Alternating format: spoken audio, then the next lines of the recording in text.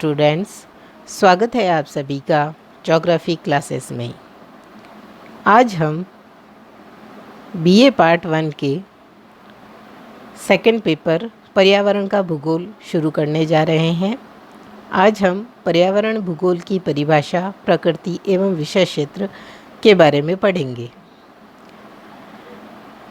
पर्यावरण भूगोल, जिसे इंग्लिश में एनवायरमेंटल ज्योग्राफी कहा जाता है, पर्यावरणीय दशाओं, उनकी कार्यशीलता और तकनीकी रूप से सबल आर्थिक, मानव और पर्यावरण के बीच संबंधों का अध्ययन स्थानिक और कालिक संदर्भों में करता है। स्टूडेंट्स, पर्यावरण भूगोल भूगोल की एक शाखा है। ये मानव और प्राकृतिक प्रणालियों के बीच में संबंधों का अध्ययन करता है। पृथ्वी तल पर पाए जाने वाले मनुष्य की क्रियाएं और पर्यावरण के बीच हमारे आसपास जो भी प्राकृतिक आवरण है, जिसे पर्यावरण कहा जाता है, मनुष्य और पर्यावरण के बीच सतत संबंधों के अध्ययन को ही पर्यावरण कहा जाता है और इनका अध्ययन पर्यावरण भूगोल के अंतर्गत किया जाता है। भूगोल की यह शाखा एक प्रकार से भौतिक भूगोल और मानव भूगोल के बीच का विभाजन और बढ़ती दूरियों को कम करने का कार्य कर रही है। भूगोल सदैव ही मानव और पर्यावरण का अध्ययन स्थान के संदर्भ में करता आया है। भूगोल हमेशा से ही मानव और उसके पर्यावरण का अध्ययन स्थानों के संदर्भ में करता रहा, लेकिन 1950 से 70 के बीच भौतिक भूगोल और मानव भूगोल के बीच दूरियां बढ़ती गई। इन दूरियों ने भूगोल को पर्यावरण से विमुख कर दिया। बाद में तंत्र विश्लेषण और पारिस्थितिकीय उपागम के बढ़ते महत्व को भूगोल में तेजी से स्वीकृति मिली और पर्यावरण भूगोल भौतिक भूगोल और मानव भूगोल के बीच एक बहुआयामी संश्लेषण के रूप में उभरा।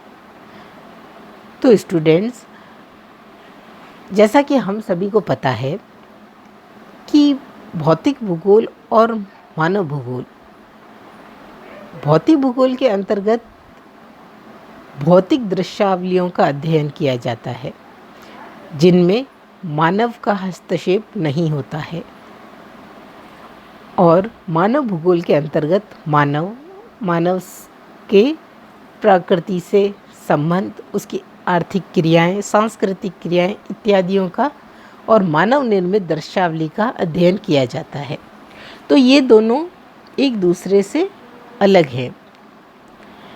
1950 से 70 के बीच का जो समय था, इस समय में भौतिक भूगोल और मानव भूगोल के बीच की दूरियां बढ़ती गई, लेकिन पर्यावरण भूगोल, जो कि भूगोल की एक शाखा है, इसने भौतिक भूगोल और मानव भूगोल के बीच बढ़ती हुई दूरी को कम करने का कार्य किया। आगे बात करते हैं। पर्यावरण शब्द, जैसा कि आप सभी को पता है, परि प्लस आवरण के संयोग से बना है। परि का अर्थ होता है चारों ओर और आवरण का अर्थ होता है परिवेश, जो चारों ओर से आवर्तित है, चारों ओर से ढका हुआ है। के हैविट और एफ के हरे ने सबसे पहले पर्यावरण भूगोल शब्द का प्रयोग किया था। उन्होंने टिप्पणी की कि आज पर्यावरण भूगोल की मुख्य ज़रूरतें विचारों, जीवन विज्ञान के परिणामों का गहरा संलयन है। वनस्पतियों, जीवों और मानव जाति सहित सभी सजीवों और उनके साथ संबंध भौतिक परिसर को पर्यावरण कहते हैं। वास्तव में पर्यावरण में जल, वायु, भूमि, पेड़ पौधे, जीव जंतु, मानव और उसकी विविध गतिविधियों के परिणाम आदि सभी का समावेश होता है। पारिस्थितिकी और भूगोल में यह शब्द अंग्रेजी के एनवायरनमेंट के रूप में पर्याय के रूप में इस्तेमाल होता है। अंग्रेजी शब्द एनवायरनमेंट स्वयं उपरोक्त पारिस्थितिकी के अर्थ में काफ़ी बाद में प्रयुक्त हुआ है और ये शुरुआती दौर से आसपास की सामान्य दशाओं के लिए प्रयुक्त होता था। जो एनवायरनमेंट है वो सिर्फ आसपास की जो सामान्य दशाएं हैं उनके लिए प्रयुक्त होता था।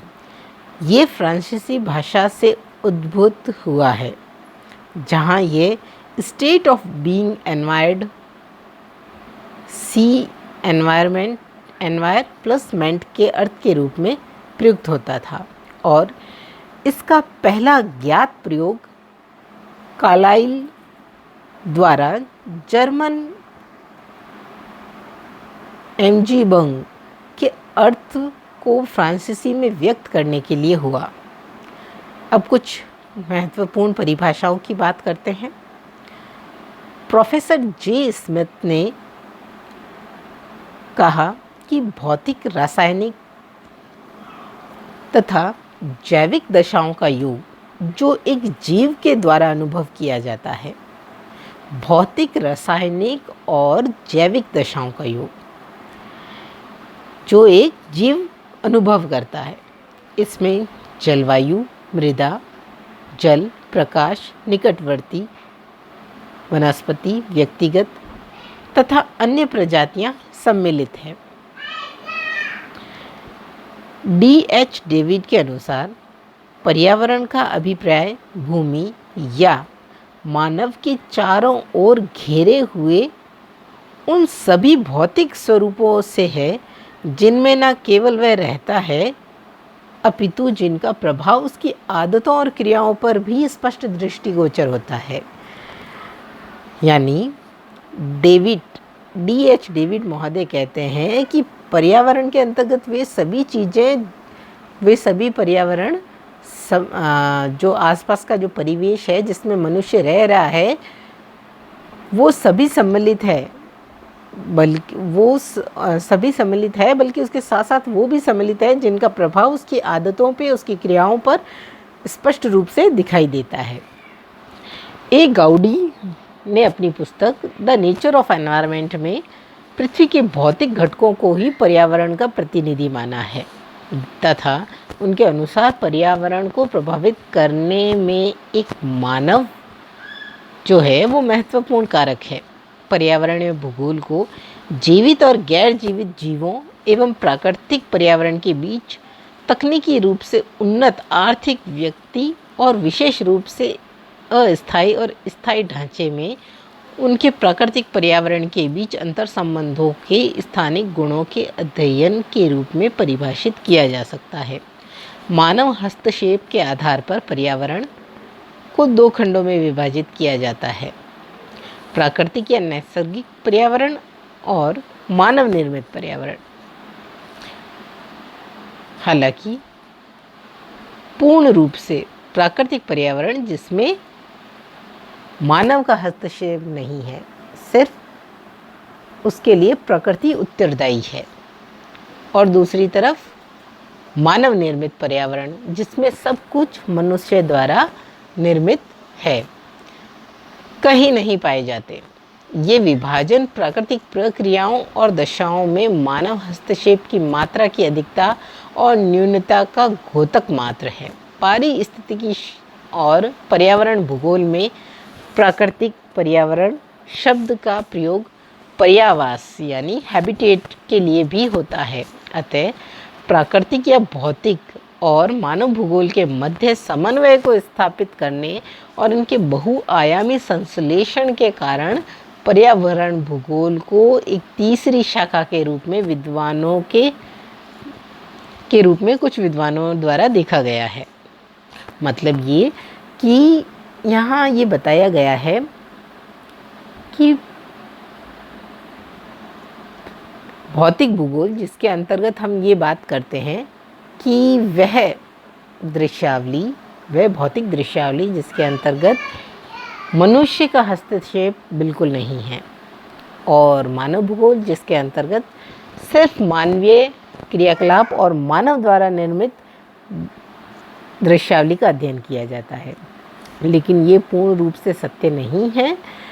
ऐसा नहीं पाया जाता कि प्रकृति आज वर्तमान में प्राकृतिक वातावरण में मनुष्य का हस्तक्षेप नहीं है, या फिर मनुष्य की क्रियाओं में प्रकृति का हस्तक्षेप बिल्कुल नहीं है। तो पर्यावरण भूगोल को एक तीसरी शाखा के रूप में देखा गया है, जो इन दोनों के समन्वय के रूप में देखा गया है। पर्यावरण भूगोल को पर्यावरण भारतीय संस्कृति, दर्शन और चिंतन का अभिन्न अंग रहा है। हमारे वेदों, पुराणों, पंचतंत्र व जातक कथाओं, उत्सव, त्योहारों, कथाओं, संस्कारों में पर्यावरण संरक्षण का संदेश गुंथा हुआ है, जिसे हमने पाश्चात्य भोगवादी संस्कृति के प्रभाव से बिसरा दिया। मनुष्य प्रकृति विजय का स्वप्न साकार करने की चेष्टा में ये भुला बैठा है कि वह भी प्रकृति का पुत्र है। आधुनिक युग में प्रकृति की अवमानना व प्राकृतिक अवनयन का प्रतिफल ही है, जो वैश्विक तपन यानी भूमंडलीय ऊष्मन, प्राकृतिक आपदाओं में वृद्धि होना, ओजोन परत क्षरण, अम्लीय वर्षा, मरुस्थलीकरण आदि रूपों में प्रकट हो रहा है। बढ़ते हुए प्रदूषण के कारण हमारी आस्था, श्रद्धा की प्रतीक जीवनदायिनी नदियाँ जो मलवाही नालों के रूप में बदल गई है। प्राणवायु देने वाला वायुमंडल एकदम घोटू हो गया है। इसके लिए श्वसन तंत्र की उदासीनता एवं आम नागरिक का पर्यावरण के प्रति कर्तव्यच्युत होना समान रूप से उत्तरदायी है। हमारी नदियों, झीलों, पहाड़ियों, वन संपदा तथा वायुमंडल का नैसर्गिक स्वरूप बचाने के लिए माननीय सर्वोच्च न्यायालय द्वारा सरकार को आदेश व निर्देश देने पड़े हैं। आज प्रत्येक स्तर पर औपचारिक व अनौपचारिक रूप से पर्यावरण शिक्षा की महत्ता की आवश्यकता है। जैसा आप देख रहे हैं कि आज पर्यावरण का अवनयन अपने सर्वोच्च स्तर पर है। भूमंडलीय ऊष्मन की बात की जाए, ओजोन परत क्षरण की बात की जाए, या फिर बात की जाए प्रदूषण की, वायु प्रदूषण, जल प्रदूषण, भूमि प्रदूषण, ध्वनि प्रदूषण, ये सब क्या है? ये सब प्रकृति का अवनयन करने का परिणाम है। मनुष्य अपनी प्रकृति में इतना अधिक अंधा हो गया, प्रकृति को विजय करने की चेष्टा में वो ये भुला बैठा कि वो प्रकृति से सर्वोच्च नहीं है। हमें प्रकृति के साथ समन्वय करके चलना ही होगा। इसके लिए पर्यावरण शिक्षा अपनी महत्ता दर्शाती है। अब बात करते हैं पर्यावरण भूगोल की के विषय क्षेत्र की। पृथ्वी के सतह, वायुमंडल और जलमंडल या अन्य ग्रहों के अनुरूप भागों में हम अगर बात करें तो पृथ्वी के सतह, वायुमंडल, जलमंडल में रहने वाले जीवों के कब्जे वाले क्षेत्र को जीवमंडल के रूप में जानते हैं। वायु, जल और स्थल, इन तीनों को सम्मिलित रूप से हम जीवमंडल के रूप में जानते हैं। जीवमंडल व्यापक भूतंत्र यानी पारिस्थितिकी तंत्र है, जो पर्यावरण के भूगोल अध्ययन के लिए स्थानिक इकाई के रूप में शामिल किया जाता है। पर्यावरण भूगोल एक मुख्य विषय है कि जैविक प्रक्रियाओं और मानव जिम्मेदारियों, मानव पर्यावरण संबंधों के माध्यम से विभिन्न स्तरों पर प्राकृतिक पर्यावरण के घटकों और उनके संबंधों का अलग अलग साथ साथ अध्ययन किया जाए। पर्यावरणीय भूगोल को 5 प्रमुख उप क्षेत्रों में बांटा जा सकता है। पर्यावरण का एक पारितंत्र के रूप में संगठन और उसकी कार्यशीलता। दूसरा है मानव पारितंत्र का संबंध विश्लेषण और पर्यावरणीय अवनयन। तीसरा है पर्यावरणीय दशाओं और मानव पर्यावरण संबंधों का स्थानिक संदर्भ में अध्ययन।